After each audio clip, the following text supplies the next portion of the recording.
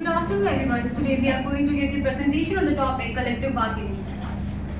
Now let's first understand what is collective bargaining. Collective bargaining is a process where representatives of workers and representatives of employees work together to reach an agreement which is acceptable to both the parties.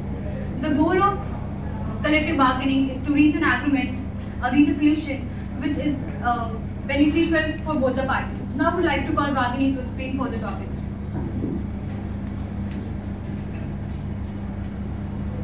Now I will explain the objective of collective bargaining. So one of the most important objectives of collective bargaining is to promote democracy and protect the interests of workers.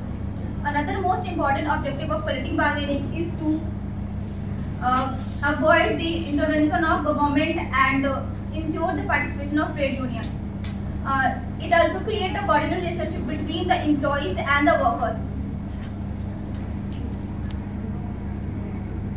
Now I will explain the features of collective bargaining. It is a collective process. That means the representative of both workers and management have to participate in collective bargaining. Another feature of collective bargaining is it is a continuous process. That means it establishes a regular and a stable relationship between the employees and the workers. It involves not only the negotiation of the contract but also the administration of the contract. It is a method of partnership of workers in collective bargaining. Now Nisha will explain further topic. Types of collective bargaining. There are 4 types of collective bargaining. First, conjunctive bargaining. Second, cooperative bargaining. Third, productivity bargaining. And fourth, composite bargaining. First, conjunctive bargaining. In this type of bargaining, both the parties like union and the employers want to gain profit from other parties' losses. Second one is cooperative bargaining. In this, both the parties want to reach a solution that is beneficial for both the parties simultaneously. Third one is productivity bargaining. In this bargaining, employers agrees to offer additional bonuses and improve working conditions for the employees in order to increase and enhance the productivity of the employees. Fourth one is composite bargaining. In this bargaining, employers decide to bargain in order to increase their bonuses and wants to improve their working condition. Now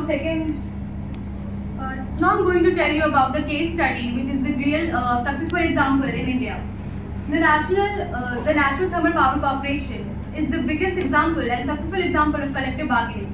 In this, the workers successfully negotiated with the management to increase the salary, and the management agreed to increase 20% of the salary and other benefits. Now I would like to call Ragini to conclude the presentation.